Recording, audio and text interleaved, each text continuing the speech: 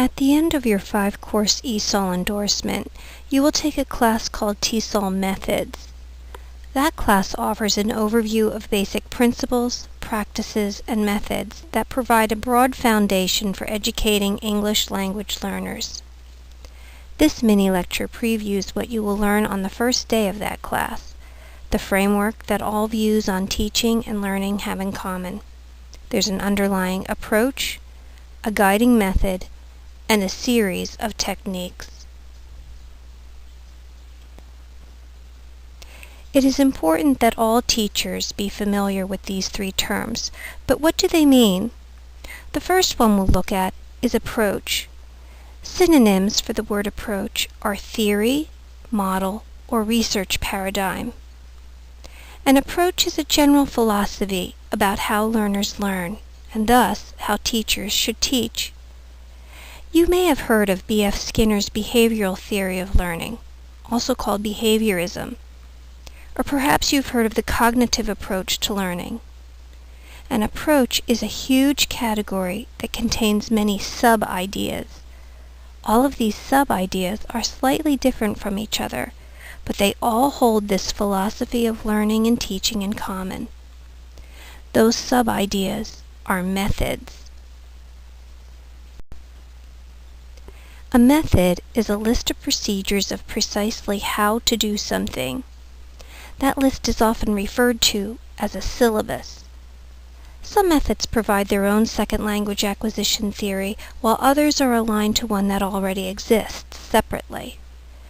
The audio-linguistic method, or ALM, is an English as a second language teaching method that is part of the behavioral theory of learning.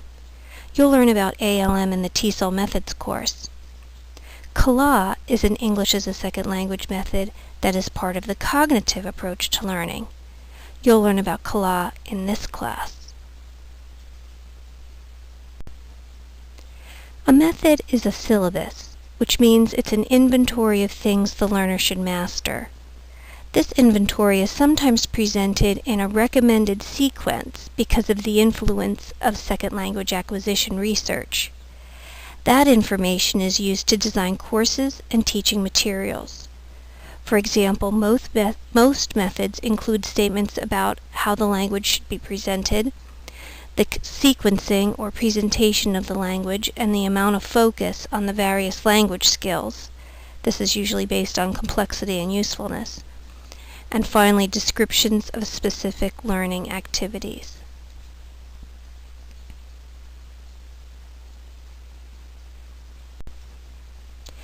Each method usually recommends to us a variety of techniques to use in the classroom.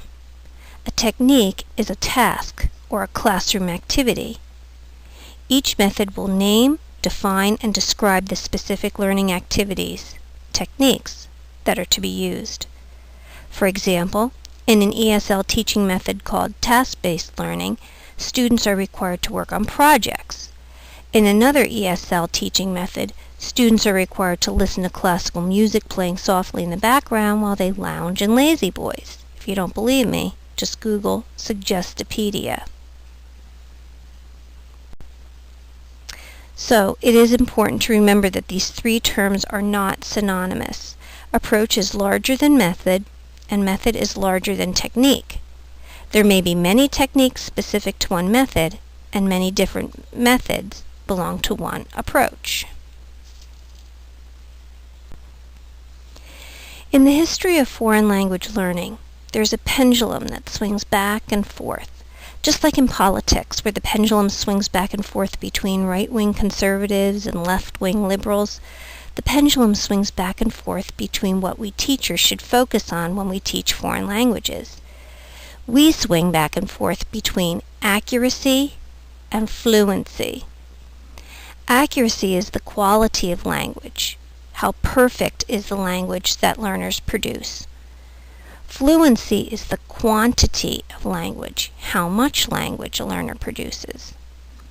This question is often a source of debate. Which foreign language student is better? The one who talks and writes a lot but makes lots of mistakes? Or the one who finally says one perfect sentence after you wait and wait and wait for it. In the early to mid-20th century, a psychologist named B.F. Skinner developed a theory of learning, an approach, that centered on the idea that humans learn through mimicry and memorization. The behavioral theory of learning believes that a person's mind is completely empty and that teachers need to fill it up.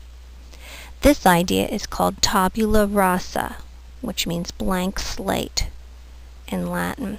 According to behaviorists, language learning requires people to hear the language first. This is the stimulus. Then those hearers or learners respond by repeating what they have heard. That's the response. And finally, those hearers or learners get feedback about their output. That's the reinforcement. Here's an example. A mother shows a baby a ball, and she says, "Ball." The baby says, "Ball," and the mother gets excited and exclaims, "He said ball." That's your positive reinforcement. Another outcome might be that the baby says boo, and the mother corrects the baby, and they participate in a kind of tennis match. Ball, boo, ball, boo, ball, ba, ball, ball. Thus the mimicry. ESL lessons based in the behavioral theory also involve a lot of mimicry, lots of error correction, memorization of set dialogues. Remember, no creativity allowed because of tabula rasa. And language modalities are sequenced. In other words, the method tells us how to follow, or tells us to follow nature. First you listen, then you speak, then you learn how to read, then you learn how to write. Cognitive approaches to foreign and second language learning developed in the late 20th century as a reaction to the behavioral approaches like ALM, because the goal of perfection that the behavioral approaches aspired to was viewed as unrealistic. Students will make errors. A very famous and important second language acquisition researcher we'll learn about in this class, named Stephen Krashen, tells us that errors are to be expected and used constructively in the learning process.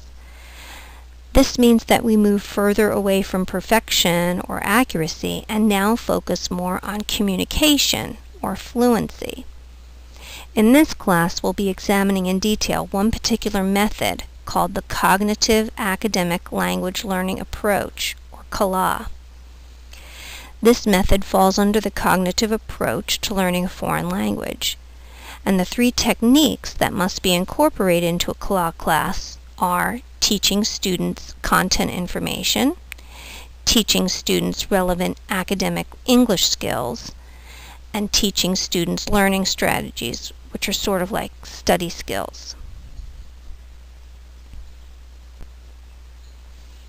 CALA is a sheltered English method, which means that all students are non-native speakers of English receiving instruction from a content teacher. Content teachers trained in CALA are sensitive to both the language needs of the students and the language demands of the content subject. In CALA, content rather than language drives the curriculum. Language skills will be most meaningful when students perceive they will be needed in order to accomplish a communicative or academic task. You will be a sheltered English teacher when you graduate with your ESOL endorsement.